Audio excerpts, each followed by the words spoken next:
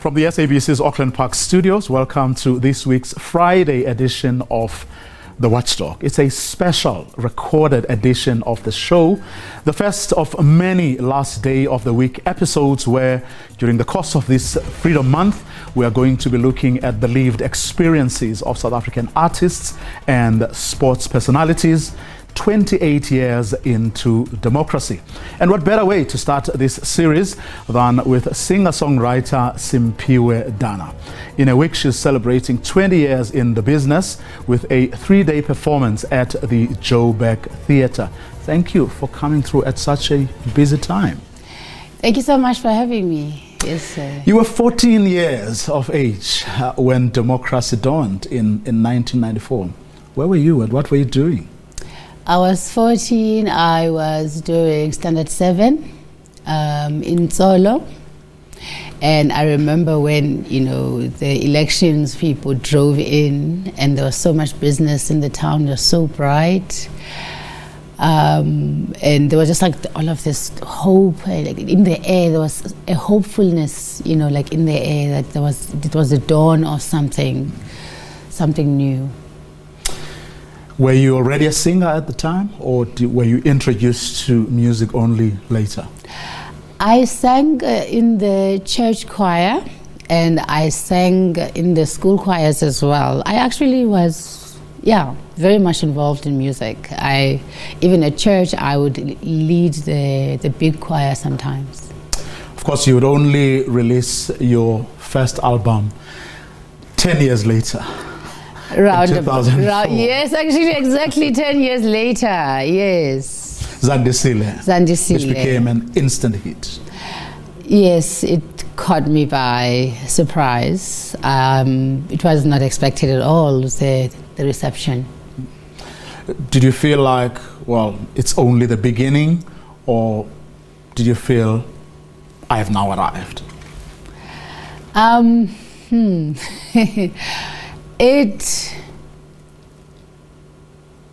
It felt like it was the beginning, but it was a huge beginning. It felt like it was a very important beginning in how it immediately placed me in the industry. I didn't come in as a newcomer. It almost felt like I came in as an established artist, even though I should have come in as a newcomer. The way my album was received, it was as well received as that of an established artist. To win awards as well, Best Newcomer, but also Best Jazz Vocal Album. Yes. Which made you feel good, no doubt about that. Of course, Zandisile was then followed by the One Love movement on Bantu Biko Street in 2007. In the same year, you won several awards this time around. South African Music Award for Album of the Year, South African Music Award for Best Female Artist, and a couple more. Did you now feel that I have now settled? Did it put a lot of pressure on you? I think Konja, what it called is a sophomore album. Is always very challenging, because it's what determines if you are not just lucky with your first album. It's what determines if you've got staying power or you don't. Because perhaps you were just lucky the first time around. Your song, got to the right ears and was popular for some reason. But the second album is the one where now you know. So for me too, it was very, very challenging.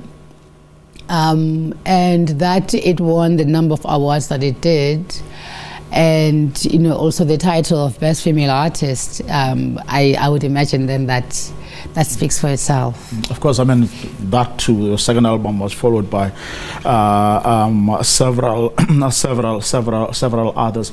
To what extent do you think you were also helped by the fact that South Africans tended to be in a much better space, as a people, than was the case before 1994. In other words, you reaped the benefits of the so-called democracy dividend. Well, I'll tell you, when I came to Joburg, you know, there was this, like I said before, there was this hopefulness, right? And, you know, there was this forward looking to the future. But most importantly, we felt we were part of that future. We were part of creating or charting, you know, a new future than what had been expected for us, right? So we wanted to actively be a part of it, do something that showcases that we understand that we are part of umzabalazo ourselves, right? And the environment itself was very conducive to that.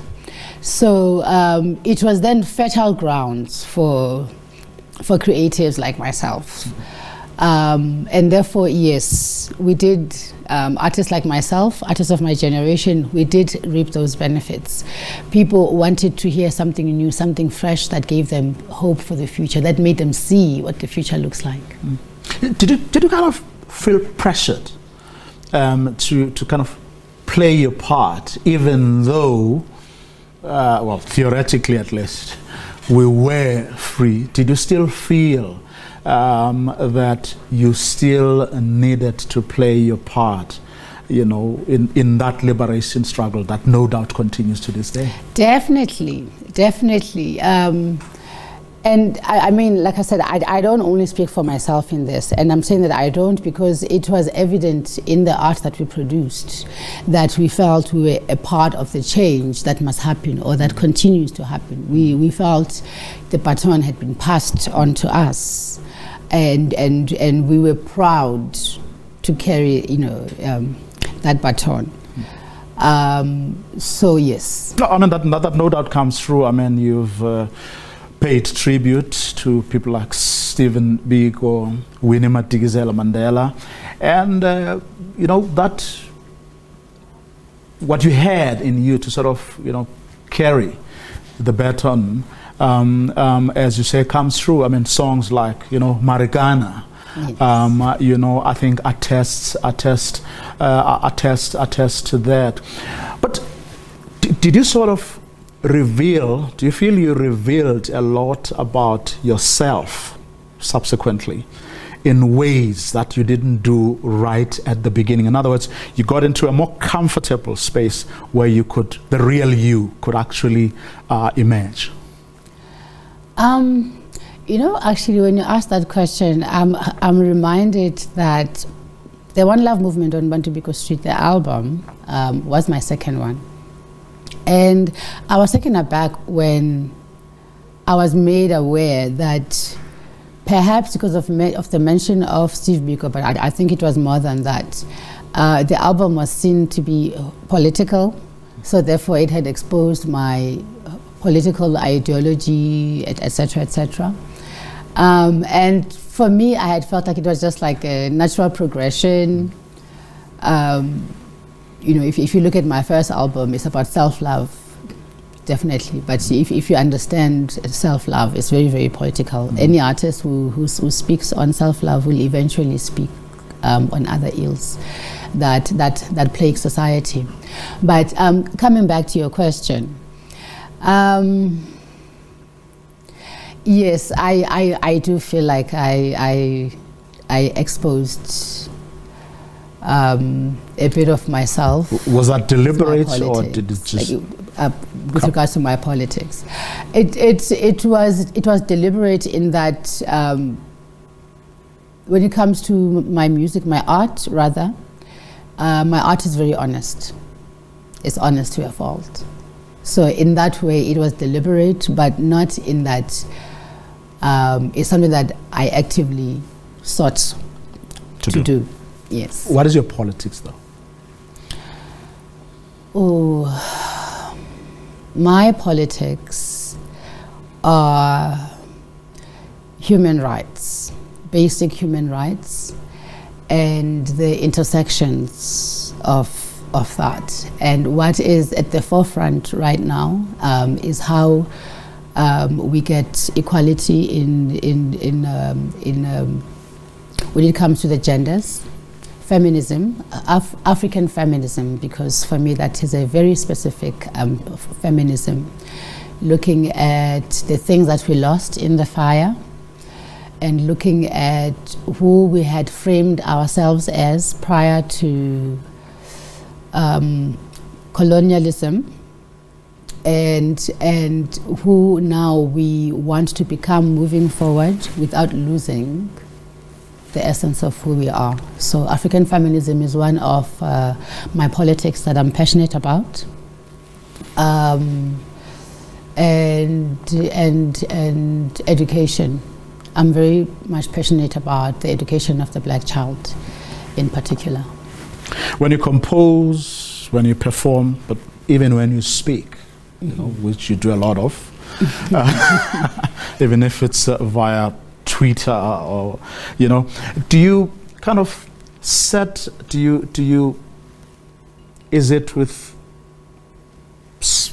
is it about speaking your mind, you know?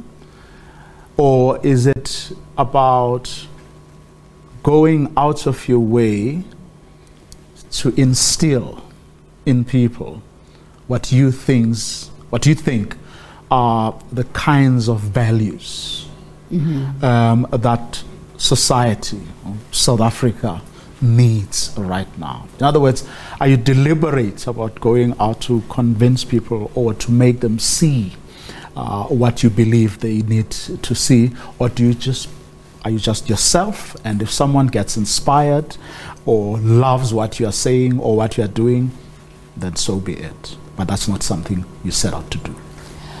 Well, I am aware of the position that I hold in society and how I could use that positively. So I try to use the spaces that I've been given for positive change.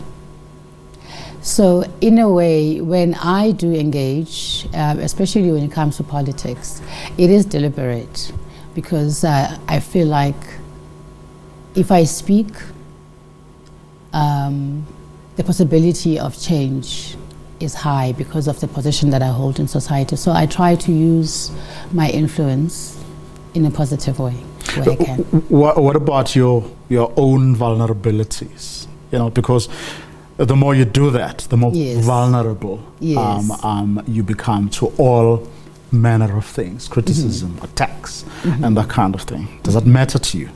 Of course it matters. I think that is something that would matter to everyone, because we are all psychological human beings. And as we know, social media can be very, very vile.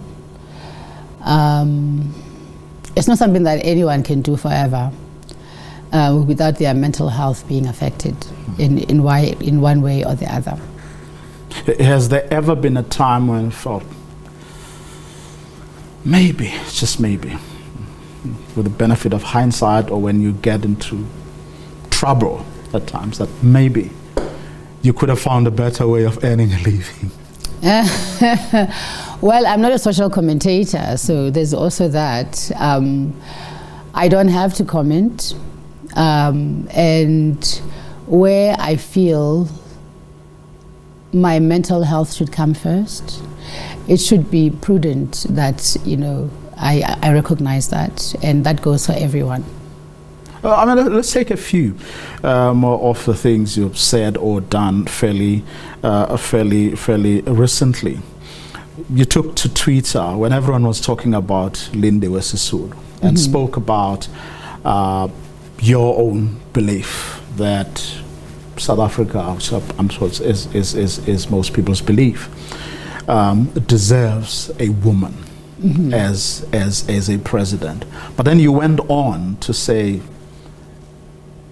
to express your doubts about whether the ANC would actually deliver, you know, on that.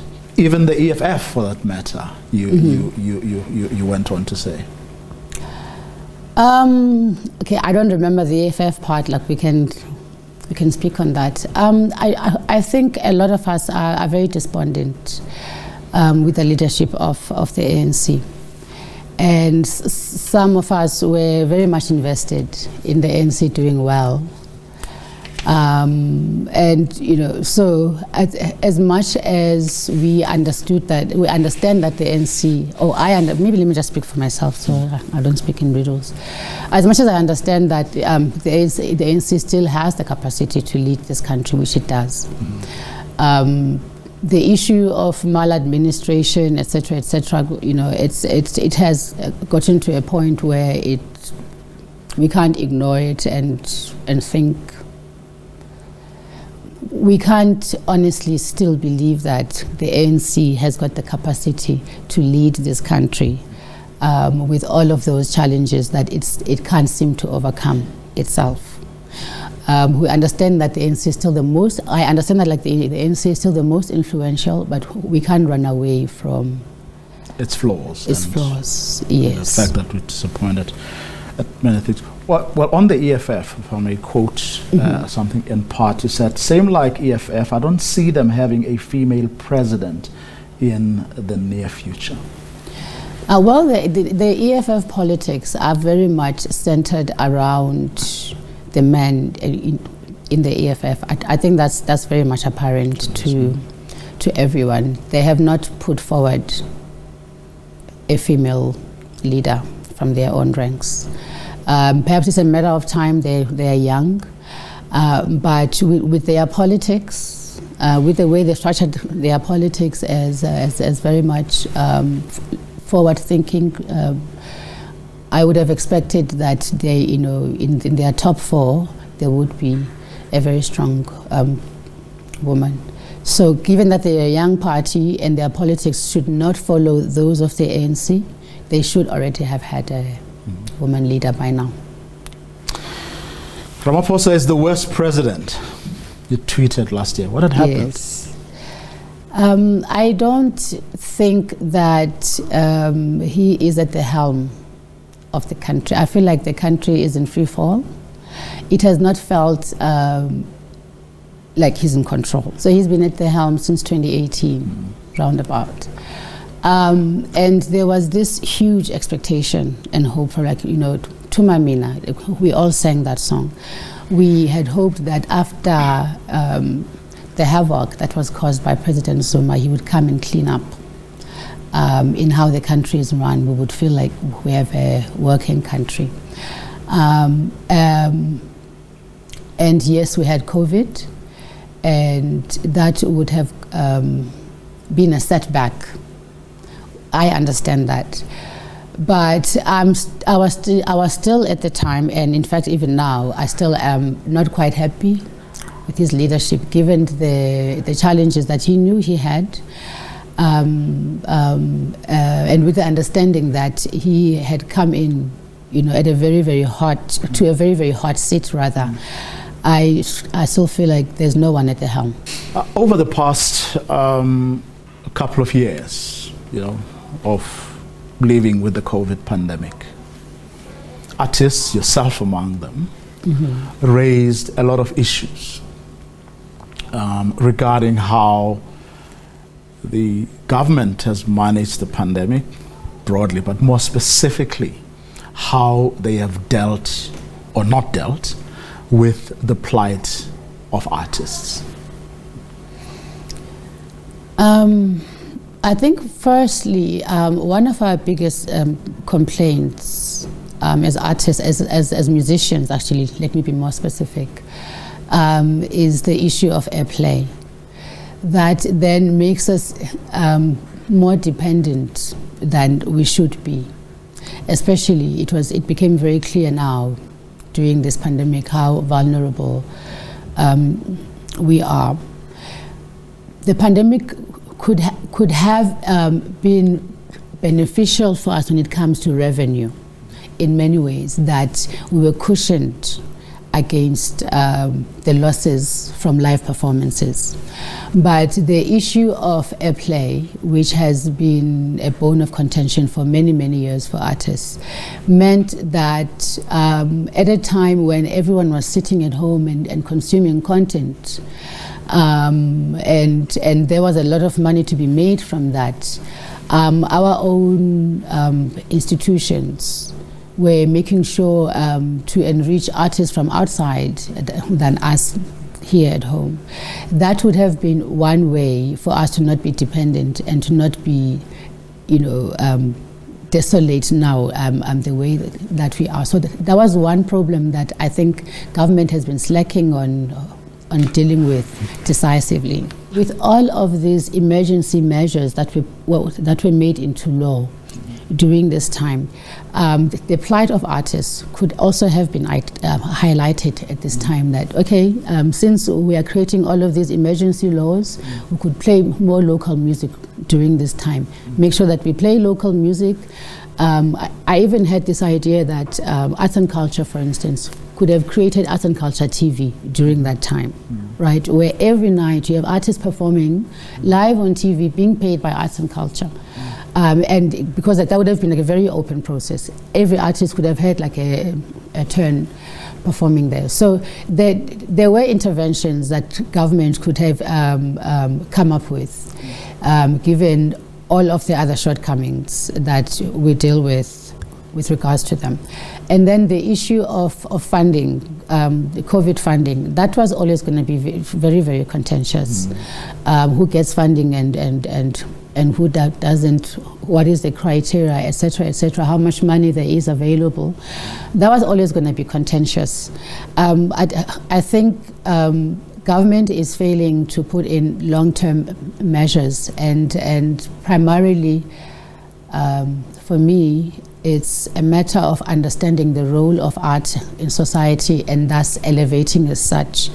If you look at America, for instance, which we like to use as an example a lot, most of us know of America not through what they do economically, but through their arts. We know them like the face of America is their creative people. If you were to get an opportunity to say, meet that man who has disappointed you, who's the head of state, together with the man he put in charge of the arts, Nathi Mthethwa, what's the one thing you would say to them, or you would really, one point you would drive home to say to them, think about this or do this? What's that one thing? I would say that they need to depoliticize the arts. Who they listen to and who they elevate must not depend on whose loyalties those, like they need to open up the arts by depoliticizing them. Rebel, controversial, only some, of the words that have been used to describe. I feel like I'm in the hot seat. But others, though, to steal from, the title of one of your songs, think that uyingwengwezi, they think that and they do really appreciate your presence in their lives. Are you surprised?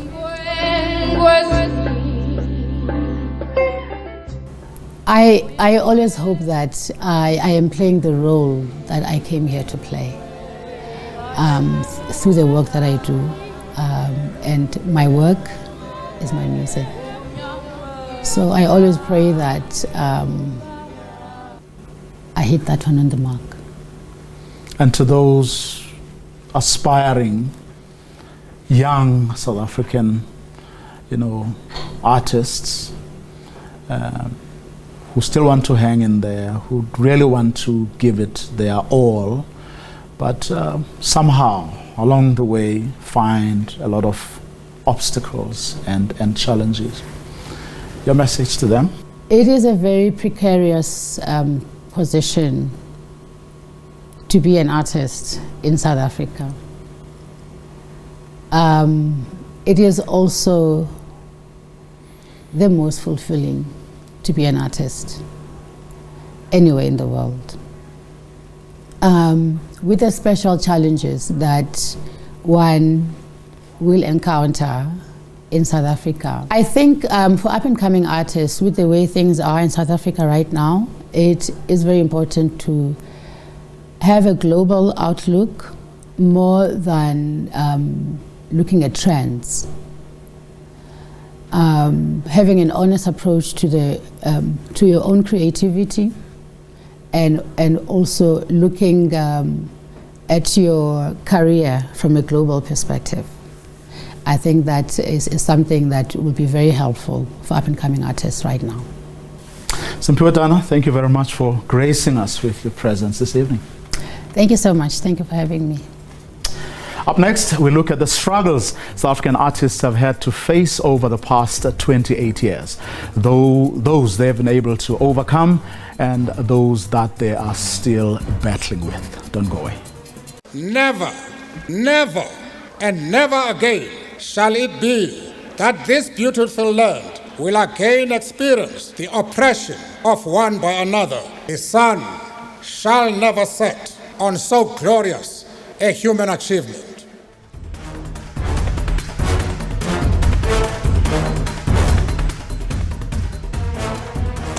If you've been with us, welcome back, and thank you for staying with us. But if you've just joined, we are reflecting on 28 years of democracy through the eyes of our musicians.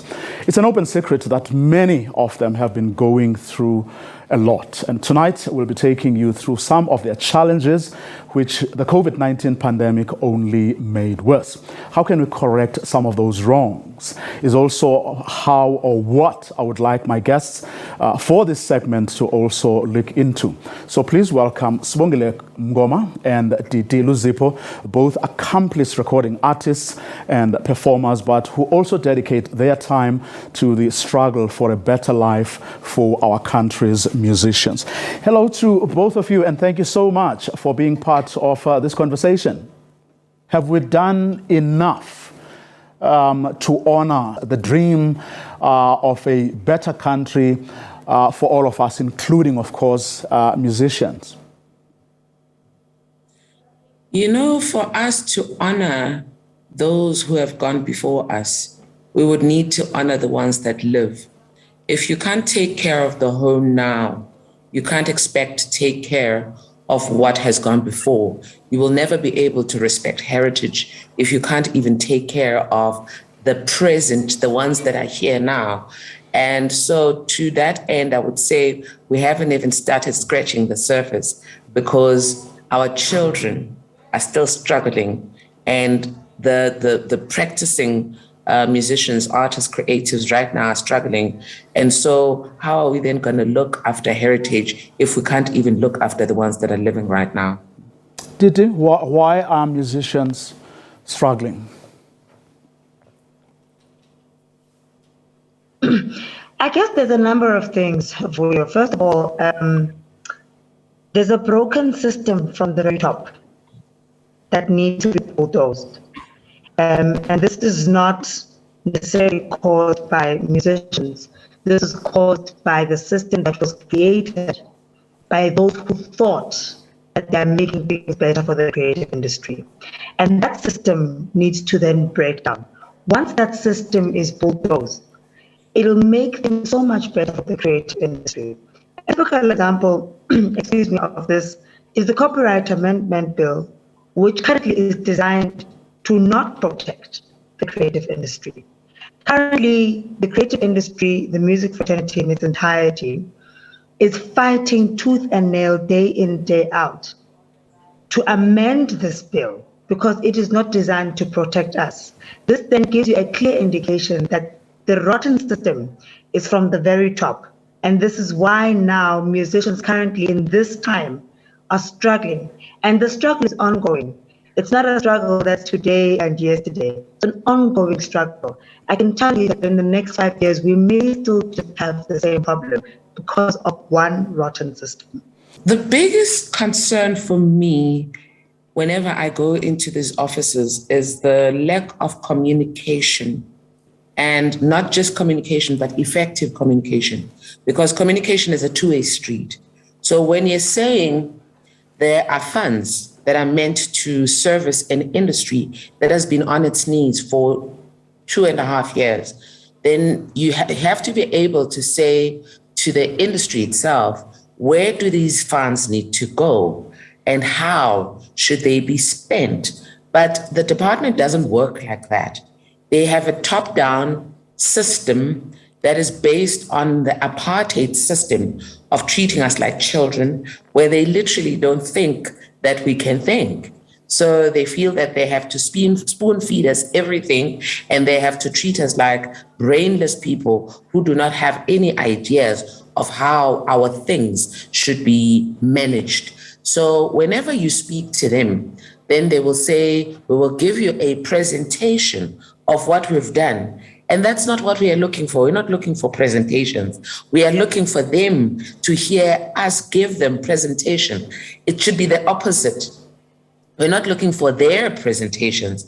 They should be getting presentations from us in order for them to be able to do the jobs that they're essentially not qualified for. So if we helped them to help us, and they were open to that, which then goes back to the communication I'm talking about, then we would have a much more effective system in place. But we are still stuck in the old apartheid system that says a Black person can't think, so a white person has to think for them and restrict their ability to think. So this time it's not Black on white or white on Black. It's now the system against the artists, because we are treated as if we don't have a right to exist. And yet what we do create assists everybody to communicate on a daily basis. Our music, the soapies, film, word, everything, you name it, everything that we create assists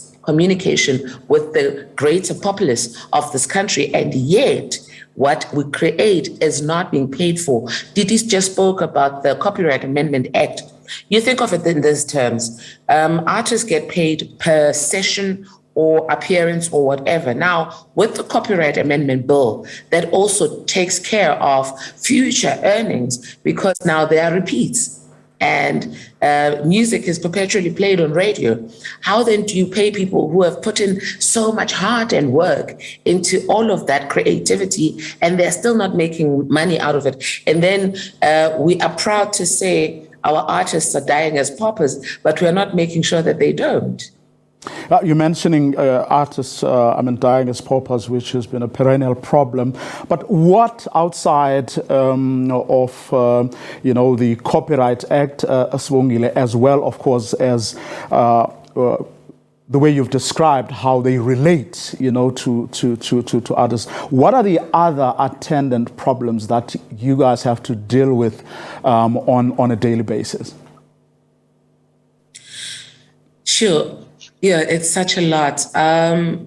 If you look at, for example, I'll make it smaller just so that we can have a proper conversation right now. If you look at the past 2 years and how the lockdown has affected artists, you look at how artists are not able to do their art for 2 years, and they are still expected to pay the bills, take the kids, pay for their homes, pay for their transport, and we are still expected to be tax compliant. Now you are expecting people who are not even recognized as workers to be tax compliant. And we are talking, there is just so much legislation that has not happened in 28 years. And then we are expecting artists to be functional. And we are always surprised when they're depressed and they kill themselves. There is so much, as Titi said, in the system that is not functional. It's dysfunctional. And it's because from the top, there is no will to change it, because it serves those that are already sitting in position. It doesn't serve those that are on the ground, which are artists. Titi, you've been very vocal about how you feel that the man who is politically in charge of this space, the Arts and Culture Minister, Nathi Mthethwa, you think he's not doing a great job? That I think even a 3-year-old would probably know that he doesn't have enough knowledge. And I just want to put out a disclaimer out there for you that we are not against him personally. We don't know him in that way, and therefore we have no reason to be against him on a personal capacity. But we have every reason to question his position in leadership currently. Answers come from asking difficult questions. And when we are asking these questions, Kutata Umthetwa, he's unable to answer. Many a times we have seen Mams Bongile, we have seen so many artists flock into the department. And like Mams Bongile is saying, there's poor communication. I wrote an open letter to him and I asked a number of questions. One of those questions were, for instance, when we were in lockdown, I think it was about 150 million that was dispersed to the creative industry. To date, we do not know how that 150 million was divided. We don't know what went to sport. We don't know what went to spoken word. We don't know what went to music. We don't know. Nyambose does not know the ins and outs of the industry. The fact that, once again, he pleaded with the SABC to keep playing local content. He doesn't know. He doesn't know that there's a bridge. There's a bridge between the broadcaster, then there's this bridge called SAMRO, and then there's the artist. Currently, that organization in itself has got its own problems. This is why you find artists not getting royalties in time. I don't know when last I received my royalties. This simply indicates that our leader, with utmost respect and humility, does not know, including his cabinet, including every staff member that is working in that department. It has been a dysfunctional department for a while. It was dysfunctional before COVID. It is dysfunctional even now, post-COVID. It has been an accident waiting to happen for quite some time. Well, I want you to take, both of you, to take a listen to something you said, this week as we were all welcoming Black Coffee after he won that award and did South Africa and the continent proud. I think it's out of ignorance, generally, of what government does, because it's people who do not understand that artists, we deal with them at the very local level through community art centers. And that's where we start. And our approach to the creative sector is scientific. It's evidence-based. We follow the South African Cultural Observatory, which is a research arm. And last week they were sharing with the nation the statistics. Our work, working under the strategy Mzansi Golden Economy, which actually affirms that creative economy is golden economy. We have a lot of support we give artists in this country in our cultural diplomacy program, the touring ventures, where we take multitudes of South African artists all over the world. We have what we call also Seasons program, which takes South African artists all over the world. The fact that people don't acknowledge that when it happens doesn't mean that the Minister of Sport, Arts and Culture goes to celebrations, as you say, and funerals. His approach to his work, Sibongile, is scientific, it's evidence-based. You beg to differ, of course. What does that mean for the sector as a whole? What does that mean for people on the ground? Does that mean we all have to die so that scientifically it's proven and there's a death certificate for him to acknowledge that we actually lived and died? What does that even mean? Let me ask both of you something I asked Simpiwe Dana earlier as a way forward, perhaps. If you were to get time with him and maybe his president as well, and forget about what has happened in the past, and sit with an intention of charting a way forward, what, Sibongile, would be the one thing that you would put on the table, which would be a departure point for a conversation that looks at how to solve all the problems that we've been talking about this evening? For me, the main thing would be literally to get a formal structure in place that governs how things are done.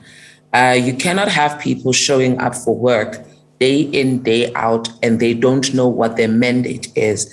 And when you get to a crisis like a pandemic, they don't know how to react and what to do because they don't have a mandate. So I would say change the way things are done and change the rules of engagement, or in fact, put in place rules of engagement, because right now there are no rules of engagement.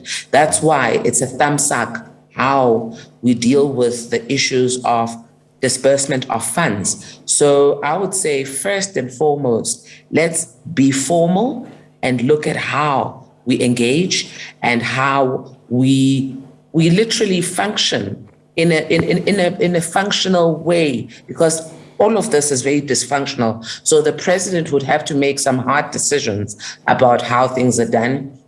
And to be quite frank, I would ask Unyambose to step down while that process happens so that he is not feeling personally attacked, because this is not about him. It's bigger than him. It was there before him. It will be there after him. So I would ask him to step down and let the president deal with this with the people who are affected, as with directly in relation with Treasury, so that we know how to chart a way forward. Didi? I must agree with Umangoma. The first thing would be to ask him humbly to step down. It's been going on for too long. The second thing that I would like to put on the table, if I were to face him and the presidency, of course, is to once again look at the system. Look at the system and how it affects the industry. Look at the system and how it has affected the industry over the years. Break that system completely, bulldoze that system, because that system was always designed to silence the people on the ground. We hear Nathi Mthethwa speaking about him having an open door policy, but it's not there. We don't have an open door policy with the department. We don't have any communication with the department. And so this then makes it difficult for us to communicate. This then makes it difficult for them to understand what is happening on the ground. So for me, those would be the major two things. We really need to break this system. It has been going on for too long. Mama Makeba once said, when she was asked why she was singing politics, she said, I don't sing politics, I sing the truth. We have been advocating for this truth for a very long time, Potfoy. And I think it's now evident that things have not changed. The only thing that has changed really in the creative industry, especially in the music industry, is the growth of the actual musician, the growth of us as musicians. We now know better. We now fight. We are now able to go and knock at those offices without asking questions. That is the only thing that has improved. Other than that, we are still sitting in the same problems that our forefathers were sitting in. And I don't think that is fair. This shows that there hasn't been any growth in the creative industry. Well, ladies, unfortunately, time to say goodbye. Thank you for coming through, and please keep fighting the good fight. Well, to end the show, we'll leave you with a sample, just a sample, the musicians who are currently doing us all proud against all odds and across genres. Just to remind you of the immense talent we have in this country, which we should look after in spite of all the challenges that we are faced as a country today. A first Grammy win for Black Coffee after just his first nomination in a career that has continued to blossom since his first BET Awards win in 2016. He won the Best International Act category there, setting himself on a trajectory to reach this pinnacle moment in his career. In fact, he told me then, almost 6 years ago, that he had a Grammy in his sights. Our conversation from 2016.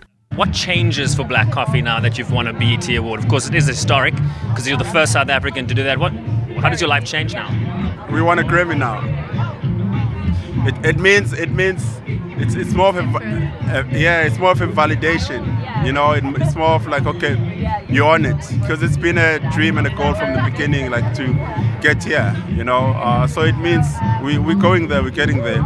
I mean, in the future, as a South African, I would like to be on this event rather than the Friday one, where we're a small little crowd being honored alone as Africans. And, you know, for me, I want the main event. So that's what's next for me. Fast forward to 2022. And the Grammy goes to Black Coffee Subconsciously. Winning the prized Grammy with his eldest son, Esona, by his side, Daddy was on top of the world. I don't even know what to say. I want to thank God for the gift of music and being able to share it with the world and heal some souls and help people go through whatever they're going through in life. I want to thank my team, Christiana, Samantha, China. I'm not going to be able to mention everyone who I work with right now. President Cyril Ramaphosa taking to Twitter to congratulate the music producer, thanking him for flying the flag and inspiring a new generation of talent to take over the world. The country's latest Grammy winner has a combined following of over 10 million fans on social media platforms and a growing fan base from Ibiza to LA. I want to thank my fans and people who follow what I do all over the world. Thank you so much for believing in me. I want to thank my family. I want to thank my children. This is my firstborn son. And I have, this is like my +1 for tonight. I have 5 more, so I'm coming back with them.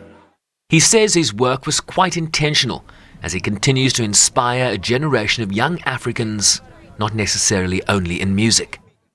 I wanted to do this album where it would compete on a global scale with like people that I think are my peers, you know. So to get the nomination alone was such a big win, you know, and I felt like I won already. The African kids who are watching, you know, who come from where I come from, who may think they don't stand a chance, you know, to get on a global stage like this, you know, I wanted to just say to them, it's possible.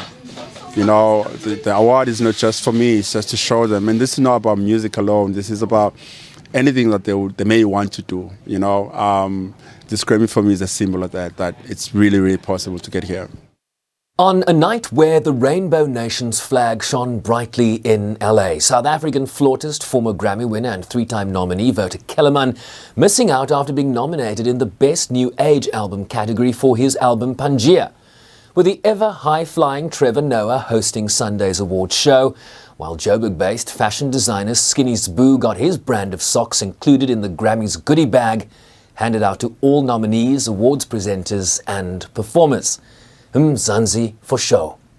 Sherman Bryceby's SABC News, New York. Never, never, and never again shall it be that this beautiful land will again experience the oppression of one by another. The sun shall never set on so glorious a human achievement.